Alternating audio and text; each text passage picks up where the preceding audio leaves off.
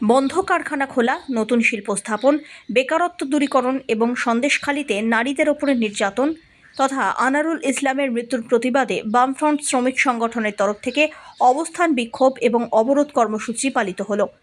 মালদার মানিকচকের নূরপুর বাসস্ট্যান্ড এলাকায় অবস্থান বিক্ষোভ এবং পথ অবরোধ করা হয়।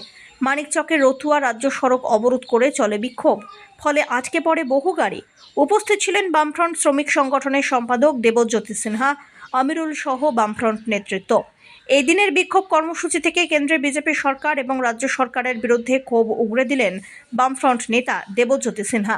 দীর্ঘ সময় ধরে বিক্ষোভ চলার পর অবশেষে অবরোধ তুলে নিলেন বাম নেতৃত্ব। গোটা দেশেই মোদী সরকার যে ওয়াদা করেছিল কৃষকদের ফসলের দাম দিবে এবং সেই নিয়ে কৃষক আন্দোলন হচ্ছিল। প্রধানমন্ত্রীর যে ঘোষণা প্রতিশ্রুতি, তারপর সেটা আন্দোলনকে উইথড্র করে নেওয়া হয়, সেই প্রতিশ্রুতি পালন হয়নি। শ্রমিক বিরোধী শ্রম কোড বাতিল করবে, 100 দিনের কাজ 200 দিন করবে। আজকে বিভিন্ন প্রকল্প কর্মীদের মজুরি বৃদ্ধি করবে, সেগুলো কোনো কিছুই শোনা হচ্ছে না।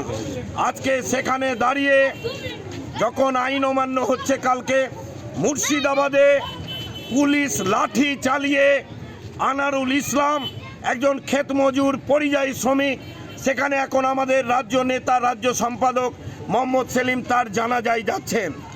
তার জানাজা এখন অনুষ্ঠিত হবে, সেখানে যাচ্ছেন। তার পরিবারকে আমরা CI2 কৃষক সভা ক্ষেত মজুর তার আমরা সাহায্য করব, পাশে দাঁড়াবো।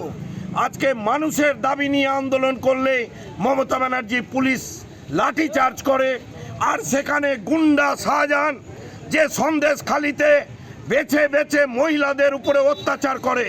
কিসের তৃণমূল অফিসে 12টার সময় মহিলাদেরকে ডাক পড়বে? গোটা সন্দেশখালিতে মহিলারা আজকে রাস্তায় নেমেছে, প্রতিবাদ জানাচ্ছে। আমরা চাই, গোটা রাজ্যে জঙ্গল রাজ চলছে তৃণমূলের জামানাতে, পঞ্চায়েতের টাকা লুট ছিনিমিনি। আজকে যে তৃণমূলের নেতা জেলার প্রেসিডেন্ট, তিনি বলছেন বিরোধীদের ঠ্যাং হাত ভেঙে দিব। আরে আপনি তো নিজে পাসনি নিয়ে নিরানি করতেন, আপনি কিছুই করতেন না। কিসের দৌলতে আপনার এত টাকা হয়েছে? মানুষের টাকা লুট করছে।